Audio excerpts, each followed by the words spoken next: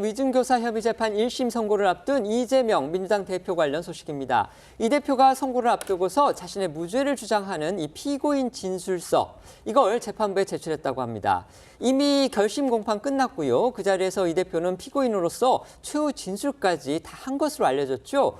그런데 또다시 서면 진술서를 냈다. 이건 상당히 이례적인 일이라는 그런 평가가 나오고 있습니다. 이 대표는 2018년 경기지사 선거 때 과거 검사 사칭 사건과 관련해 검사를 사칭하지 않고 누명을 썼다고 말해 허위 사실을 공표한 혐의로 기소된 뒤 재판 과정에서 증인 김모 씨에게 거짓 증언을 요구했다는 혐의를 받고 있습니다. 관련 정황이 담긴 녹취록 다시 듣고 오시죠.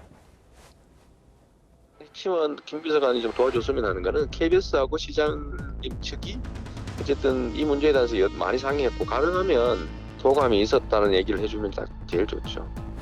너는 봐줄게. 그 이재명이가 한 걸로 하면 봐주자. 이런 방향으로 좀 정리를 그때 했던 걸로 내가 기억하고 네. 주로 내가 타겟이었던 거.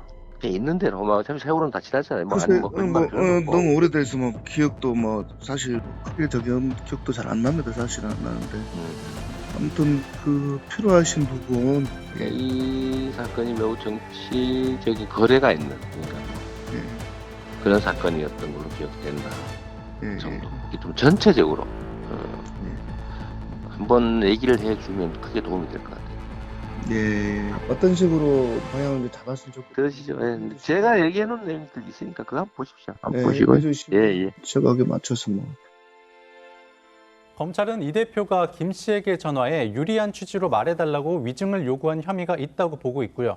김모 씨도 관련 혐의를 인정하고 있지만 이 대표는 검찰이 녹취 일부만 발췌해 짜깁기 했다며 혐의를 부인하고 있습니다. 그러던 중 이 법조계에 따르면 이 대표가 오는 25일 위증교사 사건 1심 선고를 앞두고 재판부에 피고인 진술서를 제출한 것으로 알려졌습니다.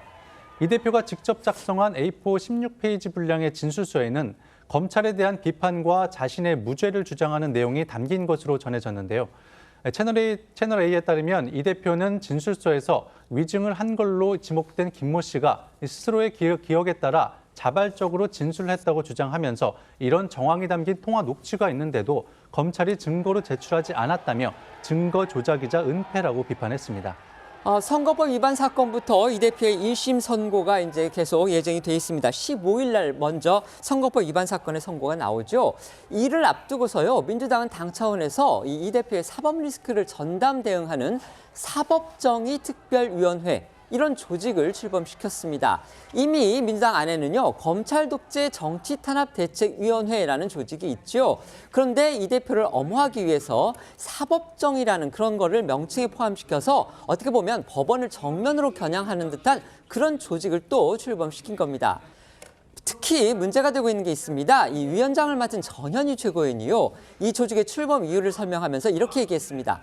검찰이 이 대표를 처벌한다면 민주당과 대한민국의 존립에 큰 영향을 미치기 때문에 이런 조직을 만든다, 이렇게 주장을 해서 또 다른 파장을 불렀습니다. 네, 민주당은 곧 이뤄질 이 대표의 1심 선고를 앞두고 방탄용이라는 비판을 자초할 수도 있는 당내 조직들을 정비하는 데 주력하는 분위기입니다.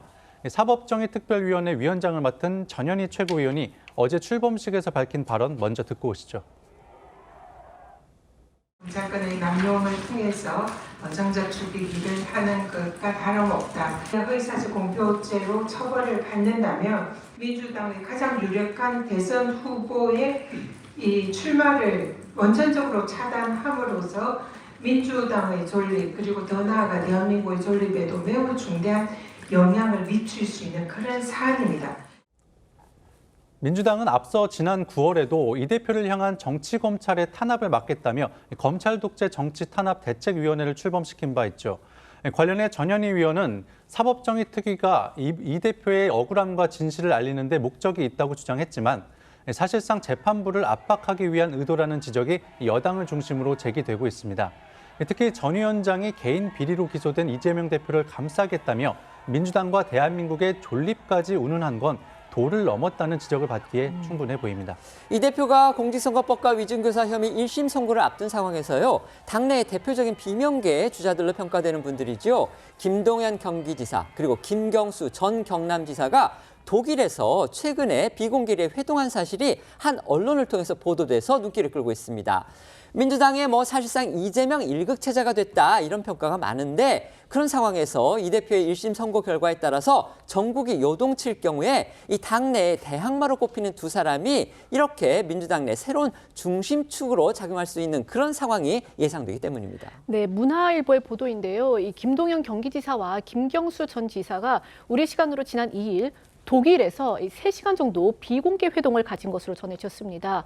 두 사람은 윤석열 정부를 향한 비판적 인식에 공감대를 형성하고 또 현 정국을 크게 우려한 것으로 알려졌는데요. 그런데 이 야당 내 비명계 인사들은요, 특히 이 두 사람의 연대 가능성에 주목하고 있습니다. 김 지사와 김 전 지사 모두 이 비명계와 직접적인 접점을 마련하는 그런 방식의 정치 행보를 보이지는 않았지만 이재명 대표가 만회하는 1심에서 피선거권 박탈형을 받으면은 이 김부겸 전 총리까지 포함한 이들 신삼김 정치인이 이재명 대표의 대안 세력으로 부상할 여지가 충분하기 때문입니다.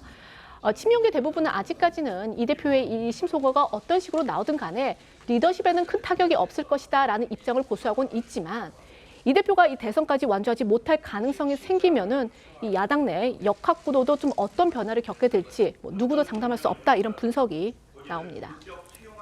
민주당이 사법정의 특위라는 조직을 출범했습니다. 그런데 위원장을 맡게 되는 전현희 최고위원이 이재명 대표의 처벌은 민주당과 대한민국 존립에 큰 영향을 미친다 이렇게 주장을 했습니다. 이거 어떻게 해석해야 될까요?